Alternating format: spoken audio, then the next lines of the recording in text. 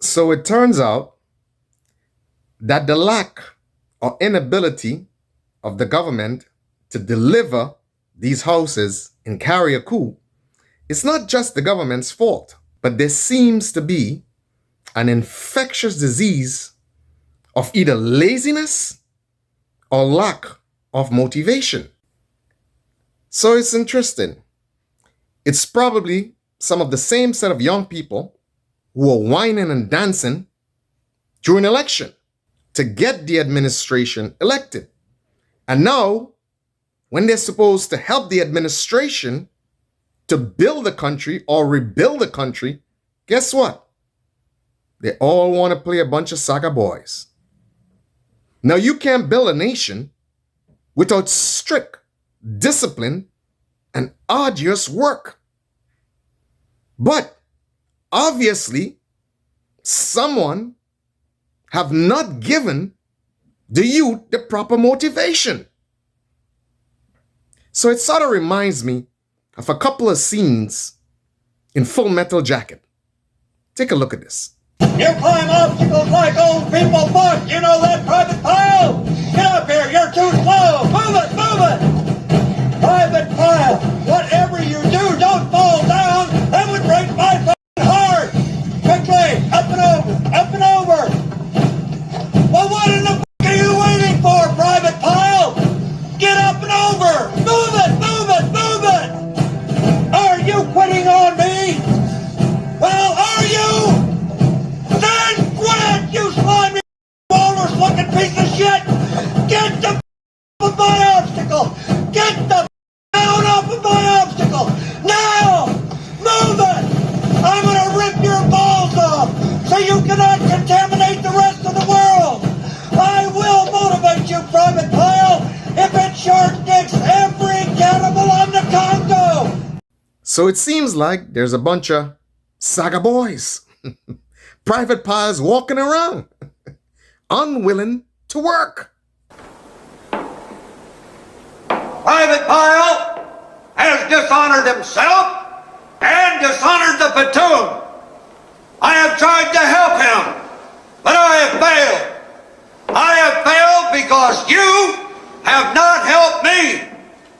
You people have not given Private Pile the proper motivation. So, from now on, whenever Private Pile comes up, I will not punish him. I will punish all of you. And the way I see it, ladies, you owe me for one jelly donut. Now get on your faces. So I heard it from the horse's mouth. And listen to this gentleman explain the situation that has taken place in carriacou when it comes to delivering the homes on time and getting workers to get the work done. Listen to this guy. Here am I with someone from carriacou talking about the situation, the work situation in carriacou and the delivery of houses and the recovery. So I just wanted to ask you, how speedy you think is the recovery? What do you think is the issues related to these houses not being able to be delivered as fast as they should be delivered? As I told you, the main problem for that is the workforce, workmen like contractors and so forth. That's an issue. You cannot get workmen. You cannot get contractors to fulfill these areas of work. Because I, in particular, they're asking me to do some build back better houses, and I can't find the workmen to do it. And I cannot really do it myself. So I gotta wait. And there's a lot of people on hold. The government give them the opportunity to give them monies and so forth, vouchers to get the place going. But there's no workmen.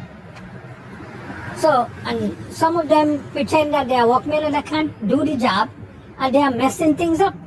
So it doesn't make sense. The government have a right put certain things on hold. Right. Because they definitely cannot get men to do it. Oh, I got you. Workmen. I have a big issue of myself. I went down there, my 2 houses, I put the roof back. I can't do anything else. I got to go help people who in the rain. Because, I mean, you have a heart. People are in the rain, wetting when the rain comes. and they can't on the tarpaulin. So I already covered. My interior could wait. So what I do, I move on to people. Try to help them out. From one to the next to the next. What else could I do? I say, I'll leave mine still another time. So that's what we're doing right now. So I'm up here. When I go back down, I just have to try to help the people out again.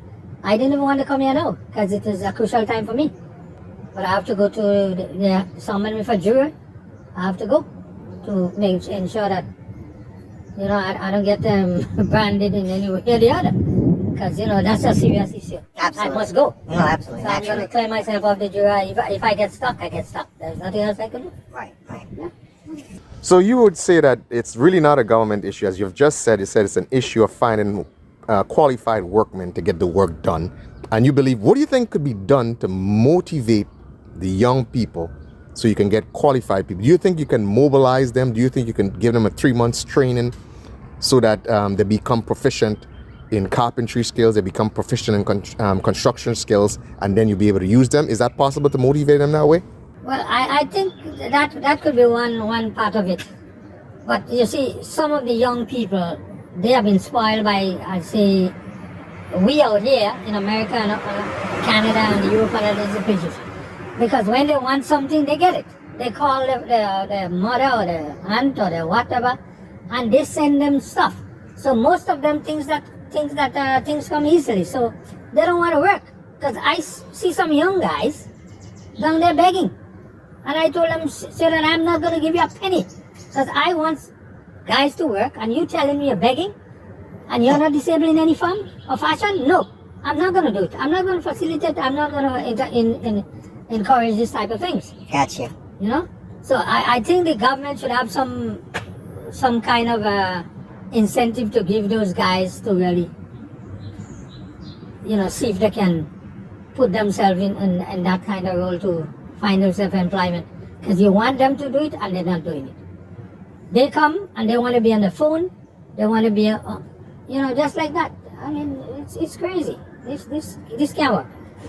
Well, that is interesting, because it's kind of sad to believe that we've cultured the young people in Grenada now in such a way that they are not motivated to work, and there's availability for money to make money, and they do not want to capitalize on those opportunities. I mean, what do you think? What sort of culture created that among the youth in Grenada right now?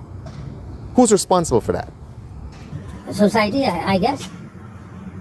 It's just like a society problem.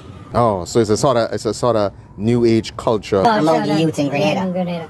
Wow. And it's like a jump and follow. So they're following it's a trend that's taking place.